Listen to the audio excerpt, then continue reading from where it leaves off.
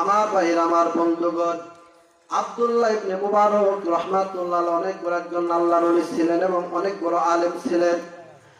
একদিন আব্দুল্লাহ ইবনে মুবারক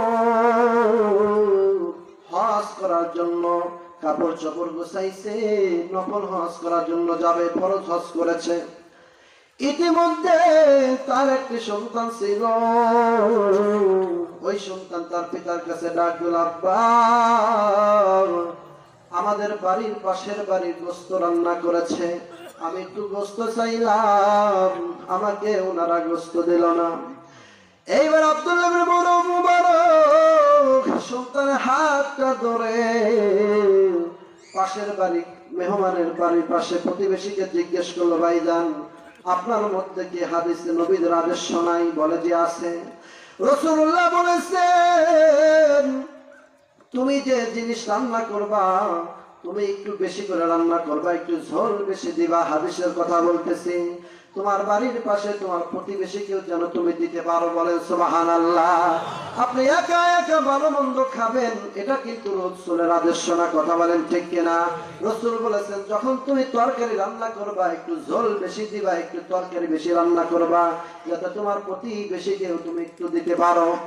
এইবার আব্দুল্লাহ ইবনে মুবারক ডাকল, ভাইজান, রাসূলুল্লাহ বলেছেন প্রতিবেশীকে দিতে হবে, তাহলে আমার সন্তান তোমার বাড়ি গোশত রান্না করেছে, একটু চেয়েছে, কেন তুমি দাও নাই?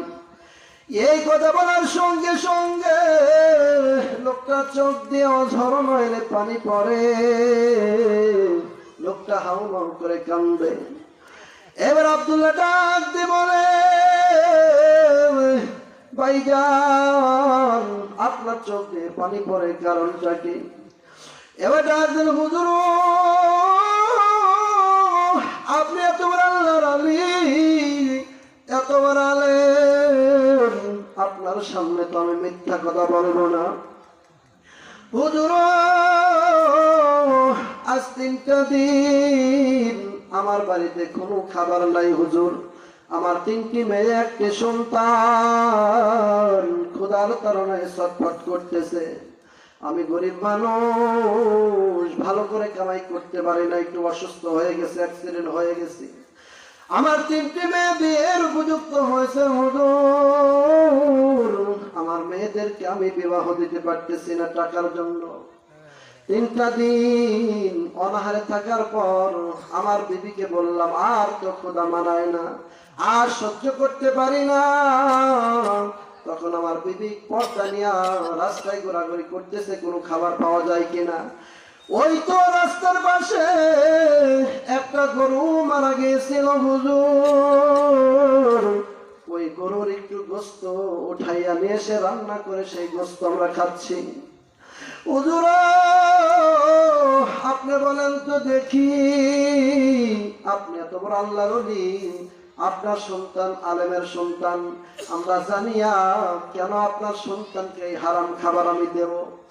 আমরা নবাই ক্ষুধার তাড়নায় আমরা খাচ্ছি হুজুর, আমাদের খাওয়া জায়েজ আছে, বিপদে পড়ে আমরা খাচ্ছি, কিন্তু আমরা জানার পরে আপনার সন্তানকে কেন এই নাপাক খাবার, এই হারাম খাবার কেন আমি দেব? এই কথা শোনার পর আব্দুল্লাহ ইবনে মুবারক এইবার তার মনটা দুর্বল হয়ে গেল, চোখ দিয়ে পানি পড়া শুরু করলো। আল্লাহ, আমার বাড়ির একেবারে নিকটতম প্রতিবেশী, যেই প্রতিবেশীর খোঁজ খবর আমি নিতে পারিনি, এত কষ্টের মধ্যে আছে, তিনি তখন বাসায় চলে গেল। যাওয়ার পরে যে টাকা নিয়ে হজে যাবে, ওই সমস্ত টাকা এবার ওই মুরব্বীকে দিয়ে দিল। ডাক দিয়ে বলে, আপনার সন্তানের, আপনার মেয়েদেরকে আপনি যোগ্য সন্তান দেখে বিয়ে দিয়ে দেন, এবং এই টাকা দিয়ে আপনি কিছু খাবারের ব্যবস্থা করেন এবং সংসারটা একটু ভালোভাবে চালান। এই কথা বলার পর তখন তার বন্ধুরা চলে আসলো, বলে, বন্ধু চলো হজে যাবো, আমরা তো রেডি হয়ে আছি।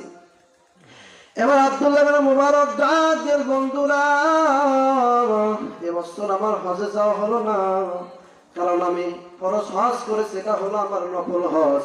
আমার বাড়ির পাশে যে দৃশ্য দেখেছি ভাইজান, আল্লাহ রাব্বুল আলামিন কিয়ামতের দিন যদি ডাক দিয়ে বলে, রে আল্লাহর ওলি আব্দুল্লাহ বিন মুবারক, তোমার নিকটতম প্রতিবেশী কষ্টের মধ্যে ছিল, তুমি আরাম আয়েশ করেছো, তুমি কেন খোঁজ খবর নাও না? মানে কিয়ামতের দিন আল্লাহর দরবার আমি আসামি হয়ে যাব।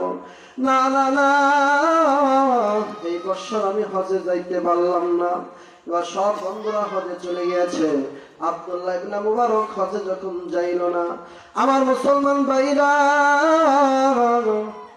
এবার তার বন্ধুরা, তার সাথীরা হজ করে আসার পর এবার আব্দুল্লাহর বাড়ি চলে আসলো।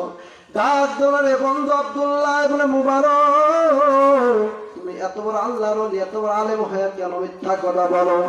কি মিথ্যা কথা বলেছি? তুমি বললা হজে যাব না, কিন্তু আমরা তো তোমাকে আমরা দেখতে পেলাম। বলে সুবহানাল্লাহ।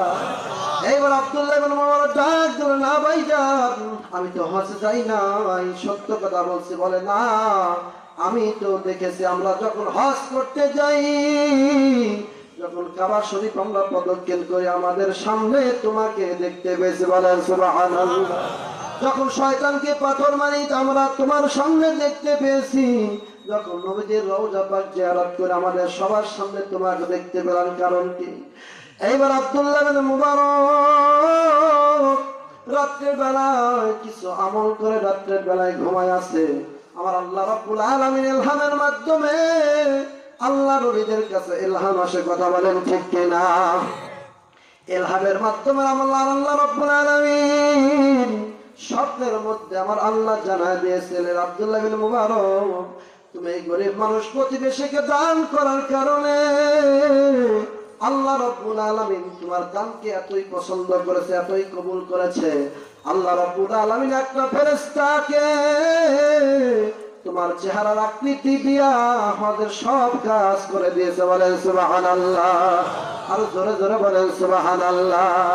এই জন্য মুসলমান ভাইরা, শুধু নিজে খেয়ে ভালো ভালো পোশাক পরে নিজেই আনন্দ করব, কিন্তু পাড়া প্রতিবেশীর খোঁজ দেব না, এটা ইসলাম চায় না। কথা বলেন ঠিক কিনা? আমার